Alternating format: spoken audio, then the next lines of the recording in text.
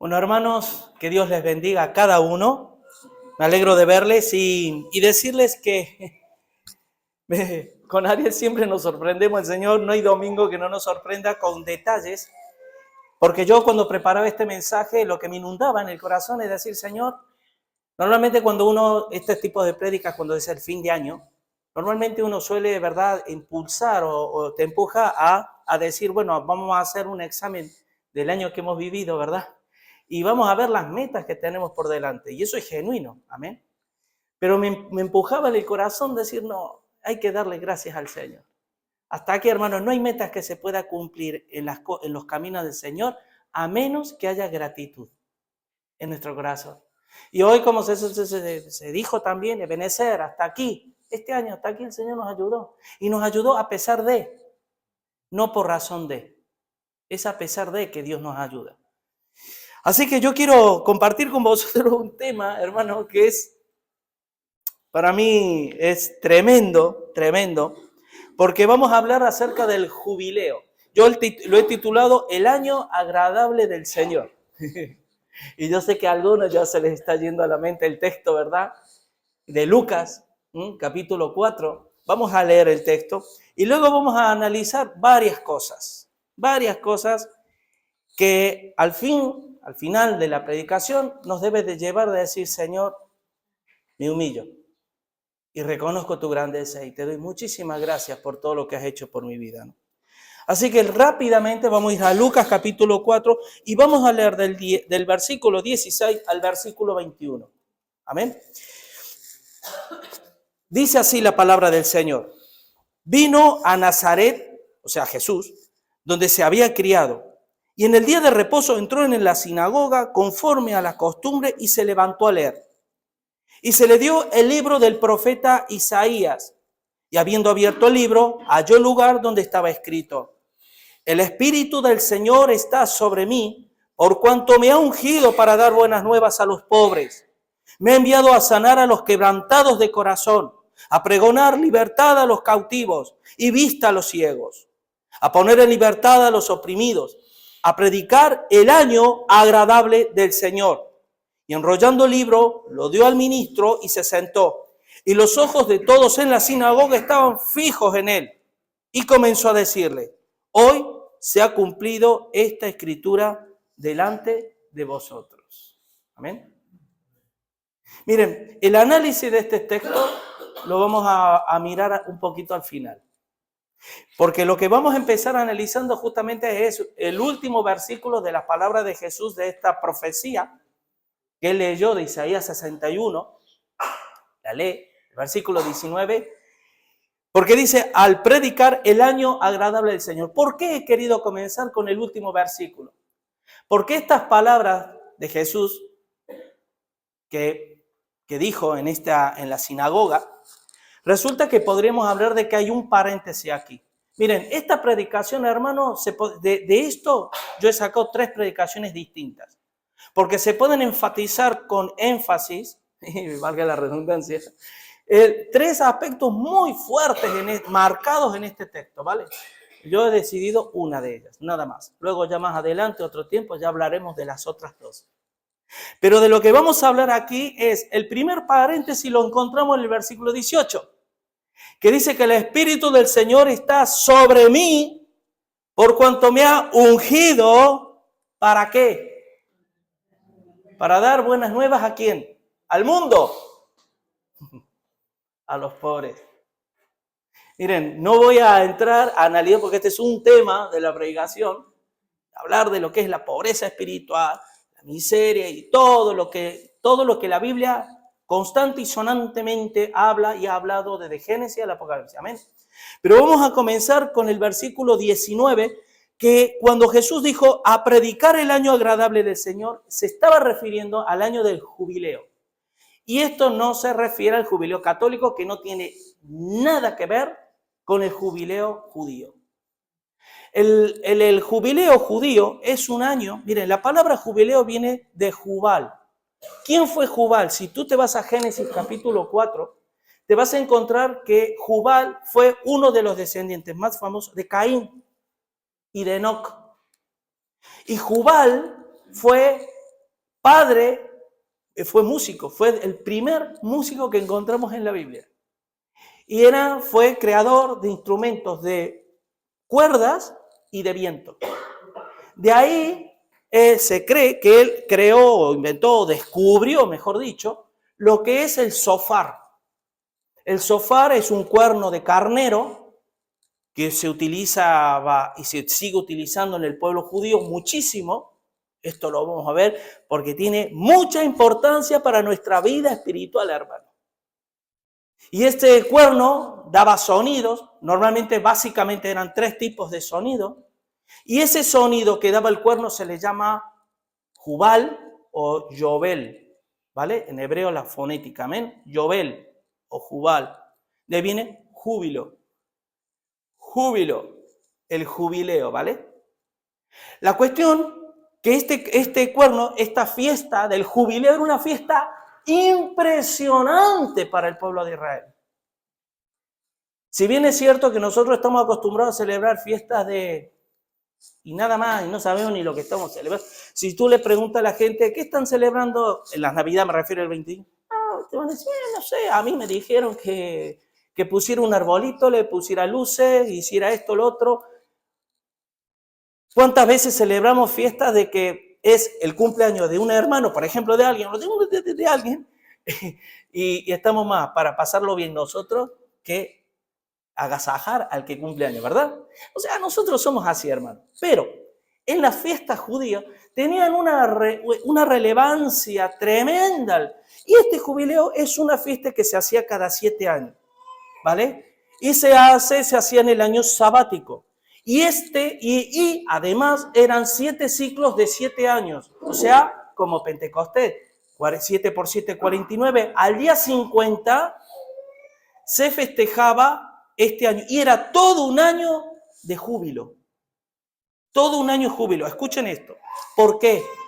Porque cada 7 años lo que se hacía era, entre otras cosas, la tierra, que la gente vivía de la tierra, se hacía descansar la tierra. O sea, Dios mandó a cultivar 6 años y al 7º hacer que la tierra descanse.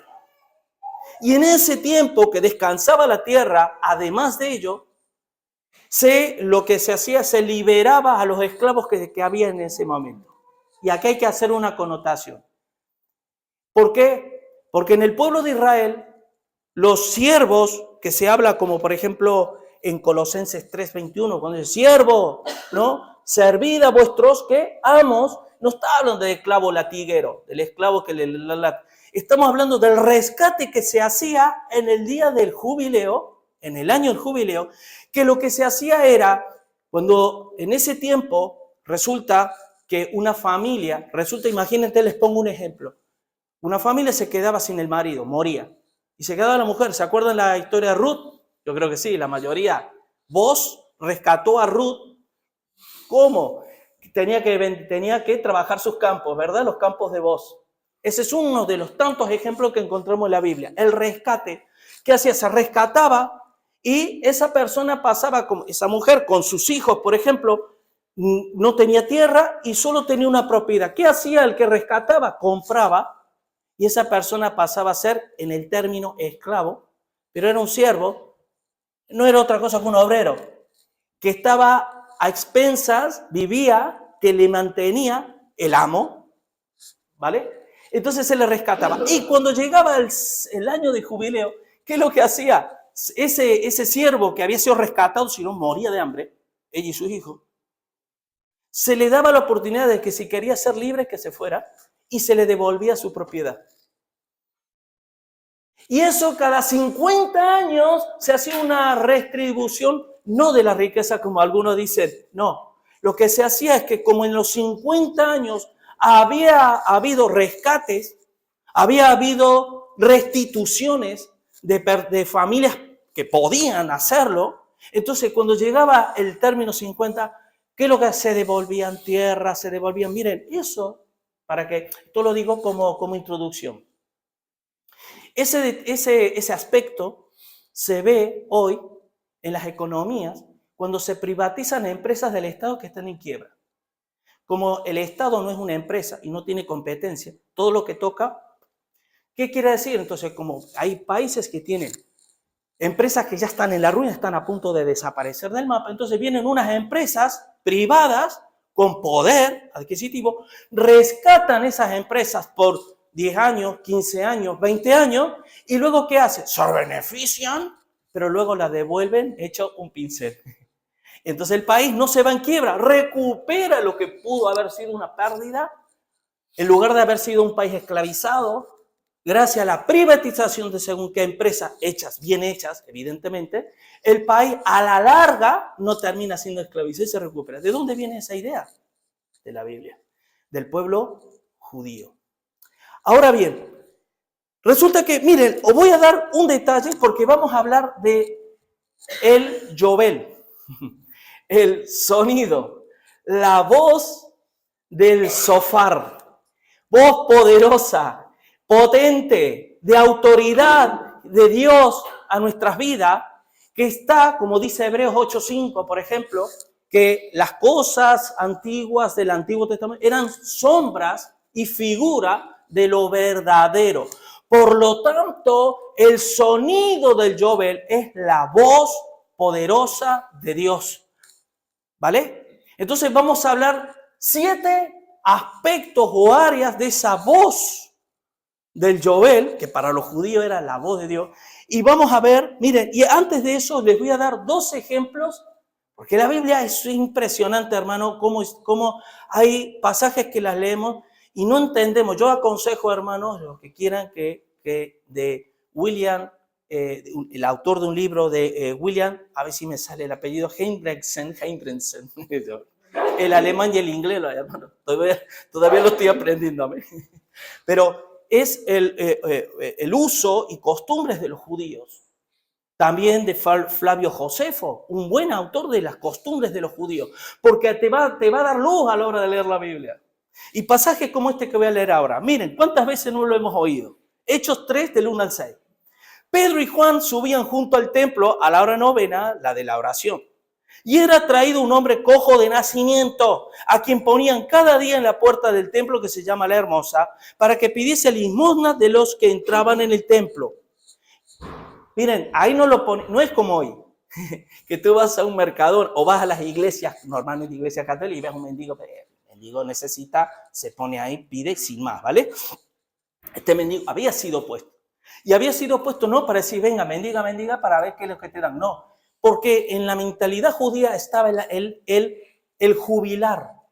El jubilar es el espíritu del jubileo que debe ser vivida todos los días del año. Amén. Y cuando llega el año del jubileo, el 7º año, ¡wow! Vamos a practicar y a vivir el mandato de Dios de dar, de bendecir, de no acumular. Amén. Y dice así, cuando vio a Pedro y a Juan que iban a entrar en el templo, le rogaba que le diesen limosna. Pedro, con Juan, fijando los ojos, le dijo, míranos. Entonces él estuvo atento, esperando que recibiera algo de ellos. Y les dijo, entonces, míranos. Entonces él estuvo atento, esperando recibir algo. Mas Pedro dijo, no tengo plata ni oro, pero lo que tengo te doy. En el nombre de Jesús de Nazaret, levántate y anda. Eso es un milagro más de los que los apóstoles hicieron ¿verdad? Pero aquí lo que se ve en un trasfondo es que ese que estaba lisiado, que necesitaba de una ayuda, necesitaba de una restitución. Porque el israelita verdadero, el judío verdadero, era aquel que restituía al menesteroso, al pobre. Por eso Jesús comienza diciendo, la unción de Dios está sobre mí. ¿Para qué? Dar nuevas buenas a los pobres. Y Pedro le dijo, miren, yo debería dar oro y plata, ¿vale? Por lo menos una monedita. Pero no tengo. Pero lo que sí tengo del jubileo de Dios es el poder del Espíritu Santo a través de Jesucristo para que levántate y anda porque tu jubileo ha llegado. Miren lo que dice Mateo capítulo 6, versículo 2. Cuando pues des limosna, no hagas tocar trompeta, el shofar. No hagas tocar trompeta delante de ti, Miren la expresión, delante de ti, como hacen los hipócritas en las sinagogas y en las calles para ser alabados por los hombres. De cierto digo que ya tienen su recompensa.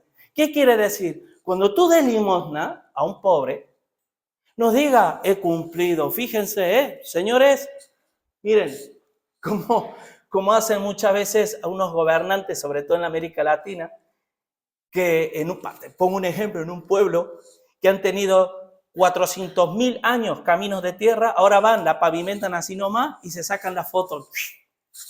Miren lo que hemos hecho.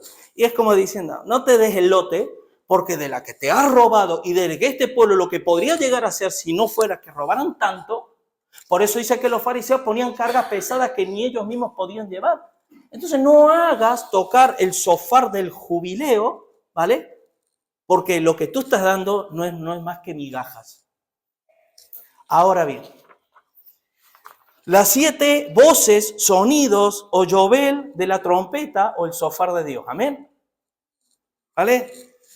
Sonido número 1, hermano, que eso más bien deberíamos, ¿vale? Oír, el que tenga oído para oír, oiga lo que el Espíritu dice a las iglesias. Jesús dijo, mis ovejas oyen ¿qué? Mi yobel, mi jubal, mi voz, y me siguen. Por eso los pastores tenemos un límite. Donde la voz del pastor llega, comienza la voz de Dios. Porque yo como pastor no te puedo convencer lo que el Espíritu no puede convencer porque no oyes la voz del Espíritu. Pero cuando uno oye la voz del Espíritu, no hay pastor que valga. Aún no necesito ningún pastor que me diga lo que yo tengo que hacer, porque el Espíritu os guía a toda verdad. Pero cuando el Espíritu no guía a toda verdad porque no se le oye el yobel de Dios, ¿qué pasa? Necesita pastores, maestro, evangelista, apóstol, profeta, a ver si... ¿Vale? Dice... El shofar invoca y recuerda aquel momento cuando el pueblo judío recibió la ley a los pies del monte Sinai. Punto número 1. La voz de Dios produce presencia de Dios. Vamos a leer Éxodo. Vayan conmigo. Éxodo 19.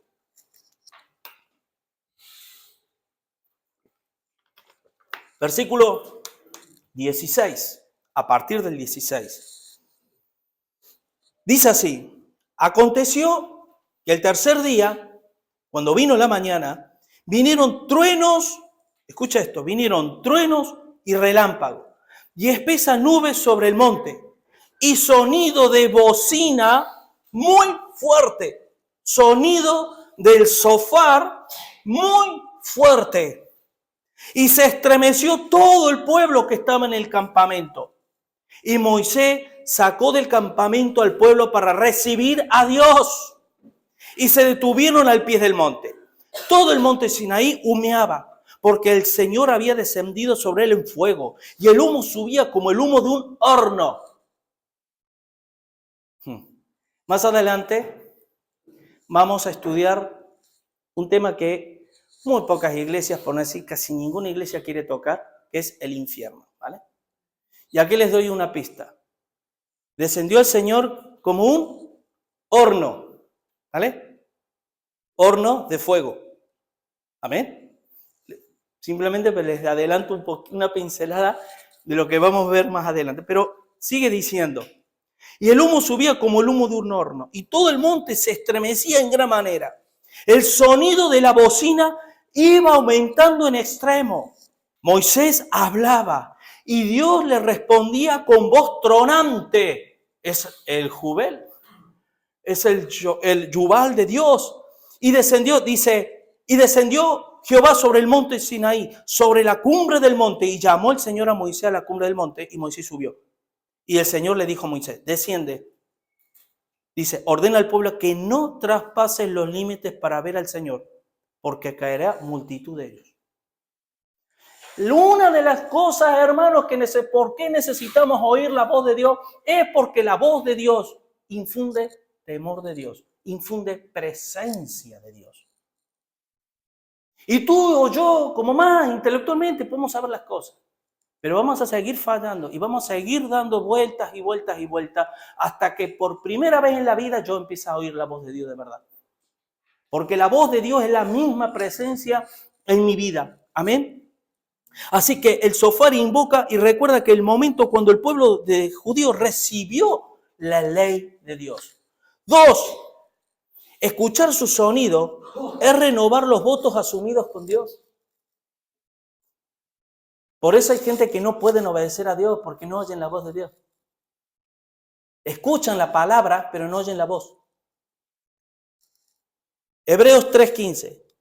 Si oyereis hoy su voz, no endurezcáis vuestros corazones como vuestros padres que me tentaron.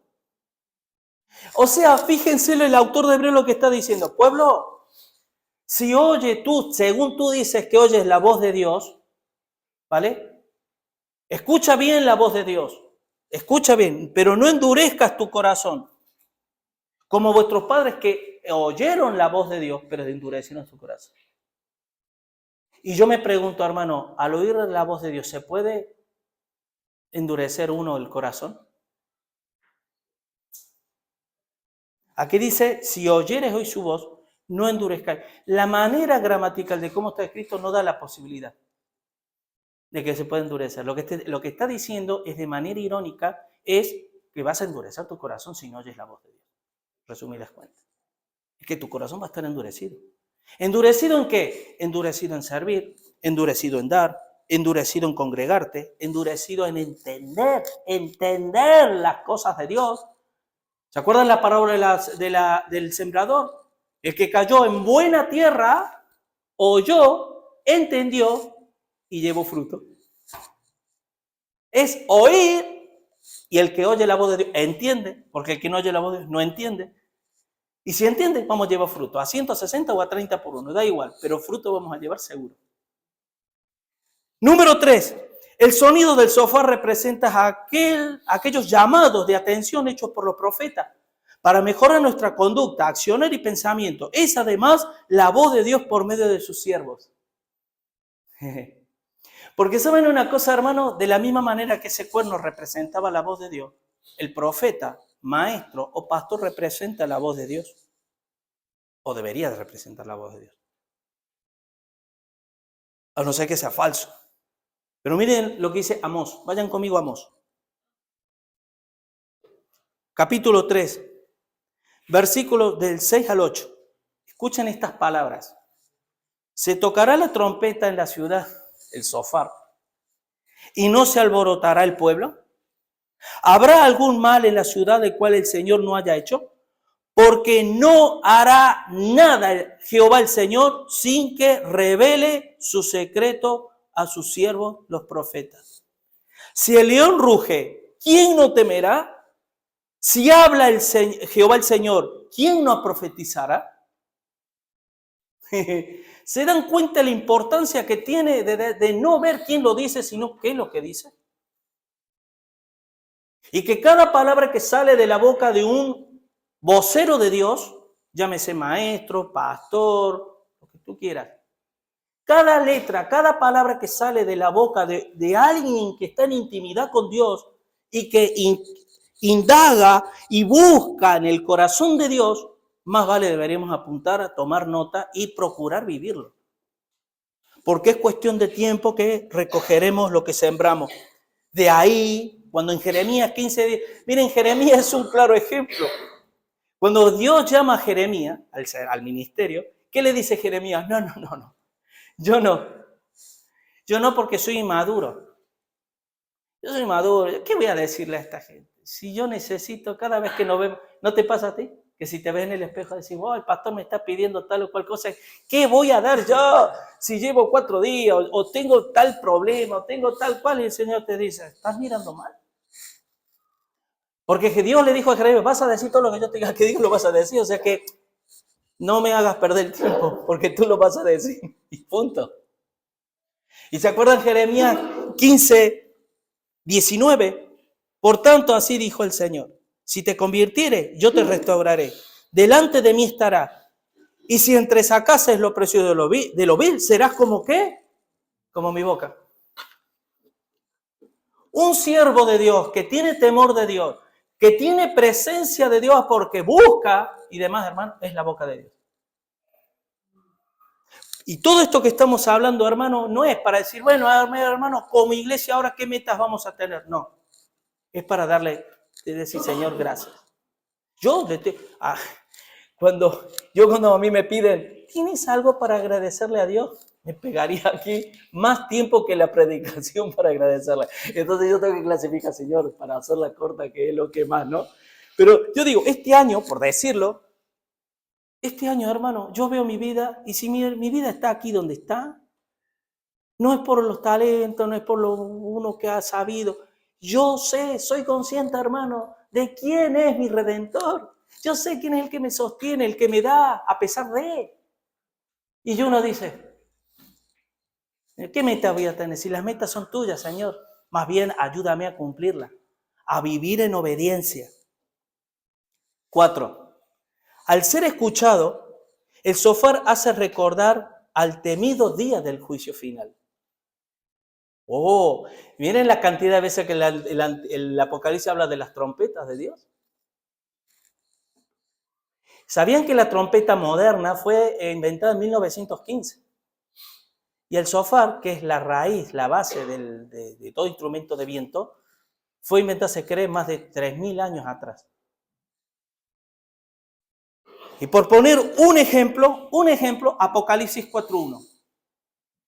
Dice así, recuerden que también vamos a estudiar Apocalipsis. Una cosa es escatología, amén, que eso ya es tratar el libro de Daniel, el libro de 1 de Tesalonicenses, Mateo 24 y todo. Pero otra es estudiar Apocalipsis como libro. Y vamos a estudiar Apocalipsis, amén, para que más o menos uno tenga una estructura medianamente acomodada como para que no se te atragante Apocalipsis, amén. Porque yo estoy seguro que todos leen hasta tercera de Juan, hasta Judas. Y si no, hasta el capítulo 3, el último versículo del capítulo 3 para acá, y de ahí no pasamos, ¿verdad? Pero este está en el 4.1. Y recuerden el paralelismo progresivo. 7 historias miradas desde distintos puntos de vista. Del 3 hasta el último versículo del 3 es una historia. Aquí comienza otra. Y mira cómo comienza. Dice 4.1. Después de esto miré y aquí una puerta abierta en el cielo. Y la primera voz que oí como de shofar, trompeta, hablando conmigo y dijo, sube acá y yo te mostraré las cosas que sucederán después de qué. Después de estas. Después de las que ya se analizan. Ahora yo te voy a mostrar con voz de trompeta, con voz de jubal, te voy a mostrar lo que ha de venir. Por lo tanto, hermanos, fíjense la importancia de oír la voz de Dios. Porque un día se va a tocar las trompetas. Miren, el yobelo o el sonido, la fonética de lo que es el jubileo, el shofar, en el arrebatamiento. Mateo 24:31. Y enviará a sus ángeles con gran voz de trompeta, y juntarán a sus escogidos, y de los 4 vientos, desde un extremo del cielo hasta el otro. O sea, que cuando venga el arrebatamiento, no será, vendrán ángeles, que por cierto, Apocalipsis capítulo 8 y 9 habla de las 7 trompetas, ¿vale? Los 7 shofar, las 7 voces de Dios, las voces de Dios. Y bien nos haría estudiar eso. Porque te hace la cabeza, la mente te hace así. Así que en el arrebatamiento, miren lo que dice Primera de Tesalonicenses, capítulo 4, versículo 16. Porque el Señor mismo, con voz de mando, con voz de arcángel y con trompeta de Dios, descenderá del cielo y los muertos en Cristo resucitarán primero. ¡Wow! Esa voz de potente que fueron creados los cielos y la tierra por la palabra de Dios, que no vuelve vacía, porque esa voz cuando es enviada no vuelve vacía, hace lo que Dios quiere. Entre tantas cosas va a resucitar a los muertos en el día postrero. Primera de Corintios 15:52. En un momento, en un abrir y cerrar de ojos, al final de la trompeta, porque se tocará la trompeta y los muertos serán resucitados incorruptibles y nosotros seremos transformados. Fíjense, hermano, cómo en este peregrinaje no debemos nosotros prestar atención a la voz de Dios, hermano, que eso es difícil. Yo veo, hermano, que muchas veces, por más que en algunos momentos oímos, porque si no, no estaríamos aquí, Si ustedes no supieran oír la voz de Dios, no estarían aquí, no estaríamos. Ahora, pero sí hay momentos que fallamos. Y hay momentos que metemos la pata. Y hay momentos que no hacemos, aun creyendo que hacemos la voluntad de Dios, no la hacemos porque no hemos oído bien la voz de Dios. Por eso que dice al final de cada iglesia de Apocalipsis, el que tenga oído, oiga lo que el Espíritu dice a las iglesias, por esa voz de Dios. Sexto, muy rápido, ¿eh? ¿A que sí? A ver, es que fin de año, hermano. Quería darles un regalo de fin de año. Ay, Señor. Número 6. Dice, invoca la inminente reunión de todos los pueblos dispersos de Israel y promueve la fe en este objetivo. ¿Se acuerdan Ezequiel 37? El valle de los huesos secos. ¿Qué le dijo el Señor? Profetiza, dile a estos huesos. ¿Qué le tiene que decir unos huesos? Pero es que la voz de Dios, hermano. ¿Saben que cuando Jesús dijo, la unción del Señor está sobre mí por cuanto me ungido para predicar, para enseñar, para proclamar? ¿Saben que cuando tú o yo predicamos el Evangelio, hacemos sonar el shofar de Dios espiritual? ¿Sabías que el diablo tiembla? Porque luego uno de los últimos versículos, no lo leemos, el versículo 22, aquí hay una clave. Para que esa misma palabra de Dios tenga el respaldo, el poder y la autoridad, como dijo Pablo, no me avergüenzo del Evangelio porque es poder de Dios para salvación, se pueda cumplir. Y lo encontramos en el versículo 22, cuando decían que de Jesús se veía un buen testimonio y autoridad en él. ¿Cuál es el problema nosotros? Que no tenemos autoridad. La tenemos, pero no la ejercemos. Porque somos sobornables. Y nos dejamos sobornar por la televisión, nos dejamos sobornar por el trabajo, nos dejamos sobornar por la familia, nos dejamos sobornar por tantas cosas que vamos perdiendo fuelle. Y ya perdemos autoridad aunque la seguimos teniendo. Pero ¿a quién vas a hablar? Si hablamos, si uno no lo vive. Y uno lo vive inmiscuido para uno mismo, nada más. Ensimismado para sí. ¿Qué vas a combatir? Sí. Ahora, cuando la gente ve de nosotros, wow, en los tiempos de calamidad, cómo glorifica a Dios, qué alegría y qué gozo en su vida. Y en un momento de la adversidad hay un testimonio. Y luego cuando tú hablas, que por cierto, esos 3 sonidos, pues, era uno, se escuchaba y era un sonido largo. Ese sonido estremecía. Por eso cuando dice en Amós, ¿no se estremecerá el pueblo al oír la bocina de Dios? Claro que sí. Que de ahí sale la idea también de la trompeta en el ejército.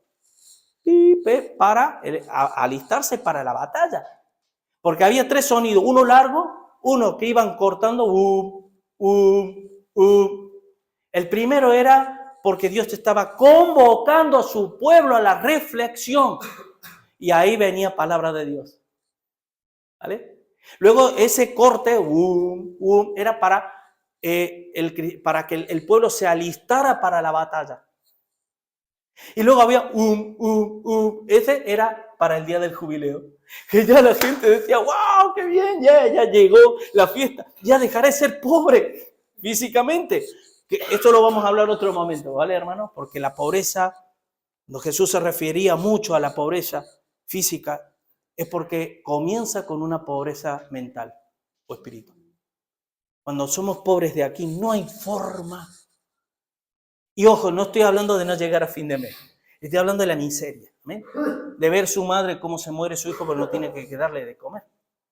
Eso es pobreza. Pero bueno, eso es otro tema. ¿Ven? Lo vamos a hablar en otro momento. Así que, hermanos, invoca la inminente. Miren Juan, capítulo 3, versículo 8. Y esto es tremendo. ¿Cuántas veces no lo hemos leído esto? El viento, esto le dijo Jesús a Nicodemo, el viento sopla de donde quiere y oye su sonido, mas ni sabe de dónde viene ni a dónde va, así todo aquel que nació del Espíritu. ¿Vale? ¿Qué pasó en Pentecostés cuando leemos Hechos 2:6? Dice, y hecho este estruendo, se juntó la multitud y estaban confusos porque cada uno les oía hablar su propia lengua. Recuerden esto. Miren, punto número 1. Cuando el viento sopla como quiere, porque nadie dice viento sopla o no sopla o deja de soplar, no, el viento sopla, ¿vale? ¿Y alguien me puede decir dónde nació el viento? Esa ventisca que viene, por ejemplo, y te da en todo el rostro, ¿dónde nació? Nadie lo sabe, ¿vale? Y así como nadie lo sabe, nadie sabe a dónde va. Te da a ti, allá fue. Pero lo que Jesús estaba queriendo decir ahí, que ustedes, muy religiosos y muchos conocedores de la ley, no saben de dónde viene el Espíritu ni a dónde va. Pero luego lo íbamos a saber. El cristiano lo iba a saber. En Pentecostés, ¿qué pasó? Hechos, capítulo 2, versículo 37. Versículo, 31, 32, cuando le dice, cuando Jesús fue glorificado y ascendió al cielo, y desde el cielo envió, ¿qué? El Espíritu. Entonces, ¿de dónde viene el Espíritu? Del cielo. ¿Y a dónde va? Al cielo. Otra vez, en el arrebatamiento con la iglesia. Porque la iglesia es sinónimo de presencia del Espíritu Santo. Entonces, el Espíritu viene del cielo y al final de los tiempos se lo vuelve a llevar al cielo. Entonces, ¿de dónde viene? ¿A dónde va? Sí lo sabemos. Amén. Al cielo. Así que, qué curioso, porque el viento sopla donde quiere y oye su sonido, mas ni sabe dónde viene y a dónde va. Por eso, hermano, eso es el llamado. Eso representa el llamado. A veces nosotros como pastores tratamos de forzar la máquina. Tratamos de forzar la máquina porque percibimos cosas. Pero el Señor dice, no es el tiempo. Y ustedes están forzando algo que van a tener que recular luego, van a tener que retroceder luego. Porque no es el tiempo. Porque tienen que oír bien mi voz cada momento que yo hago y dejo de hacer las cosas. Porque Dios es el Dios de los tiempos. Porque cumplido el tiempo, vino Jesús, nacido de mujer, nacido bajo la ley. Cuando se cumplió el tiempo. Dios es un Dios de tiempo. Y a veces por ese entusiasmo, por querer hacer las cosas para Dios, forzamos la máquina y estropeamos la máquina. Yo lo he visto eso. Lo he visto muchas veces. Y luego tienes que desarmar el motor, o engrasar, volver a cambiar piezas y demás. Es que forzaste la máquina. Y esa máquina no daba para más. Entonces, el llamado de Dios, hay que oír ese viento para entender el llamado. Ese llamado que la persona ya deja de ser un niño fluctuante movido por todo viento de doctrina y pasa a ser una persona movida por el viento del Espíritu Santo. Séptimo y último. La palabra nos enseña que el sonido de la trompeta, es decir, la voz de Dios debe ir acompañada con la verdad. O mejor dicho, es la verdad. Debemos discernir el sonido de la voz de Dios. 1 Corintios capítulo 14, versículo del 7 al 8. Ciertamente las cosas inanimadas que producen sonidos, como la flauta o la cítara, si no dieren distinción de voces, por eso aquí está hablando de las lenguas, como el pasaje que acabamos de citar, que les oían hablar en otra lengua, porque ¿qué es lo que hacían hablando en lenguas? Profetizaban y magnificaban, glorificaban el nombre de Dios en sus propias lenguas. Entonces, eso sí era voz de Dios, ¿vale? Pero entonces aquí Pablo, enseñando y corrigiendo eso, ese detalle, ese punto, dice, ciertamente las cosas inanimadas que producen sonido, como la flauta y la cítara, si no dieren distinción de voces, ¿cómo se sabrá lo que se toca con la flauta o con la cítara? Versículo 8. Y si la trompeta diere sonido incierto, ¿quién se preparará para la batalla? Por eso, hermano, hay que saber, aprender a oír la voz de Dios. Eso no es decir, yo porque tengo buena actitud, yo escucho bien la voz de Dios. No, hermano. No. Miren, hermano, yo quería concluir este sermón. Voy a leer más rápidamente el texto de Lucas, capítulo 4, ¿vale? Lo voy a leer rápidamente, pero lo quiero terminar leyéndolo de Isaías. Isaías 61, que lo vamos a leer luego. Pero ahora vamos a leer esto rápidamente. Dice, el Espíritu del Señor está sobre mí, por cuanto me ha ungido para dar buenas nuevas a los pobres, esperanza. Me ha enviado a sanar a los quebrantados de corazón, restauración. A pregonar libertad a los cautivos, liberación. Y vistas a los ciegos, a poner en libertad a los oprimidos, libertad. Y a predicar el año agradable del Señor. ¡Júbilo! ¡Alegría! ¡Gozo! Por haber sido restituido, restaurado, bendecido, rescatado por Dios. Amén. Gloria al Señor. Y el versículo que les decía, versículo 22, y todos daban buen testimonio de él, y estaban maravillados de las palabras de gracia que salían de su boca y decían, ¿no es este el hijo de José? Recuerden que estaba en Nazaret, donde Jesús se crió. ¿Y de qué? ¿Por qué le prestaban atención a Jesús? ¿Porque era un rabino más? No, por su buen testimonio. Aquí es donde el punto donde nosotros tenemos que también, hermanos, mantenernos firmes y fuertes en el testimonio de Dios. Ahora, para concluir, vamos a Isaías, porque quiero leer el texto, que son 11 versículos. Lo voy a leer rápidamente, no voy a hacer un análisis, amén, pero vamos a leerlo rápidamente, porque a la lectura de esta escritura, el oído se nos va, la mente se va a ablandar para las cosas de Dios, el corazón. Miren lo que dice, versículo 1. El Espíritu de Jehová el Señor está sobre mí, porque me ungió Jehová. Me ha enviado a predicar buenas nuevas a los abatidos. ¿A qué dice? A los abatidos, ¿vale? A los abatidos. A vendar a los quebrantados de corazón. Vendar. A publicar libertad a los cautivos y a los presos apertura de la cárcel. A proclamar el año de la buena voluntad del Señor y el día de venganza de Dios nuestro, a consolar a todos los enlutados. ¿Se han dado cuenta cómo constantemente menciona Jesús hizo muchas cosas, hizo milagros, anduvo sobre el mar, sobre el agua, transformó el agua en vino, etcétera, etcétera. Pero de lo que se debe recordar de Jesús fue de sus palabras, de su voz.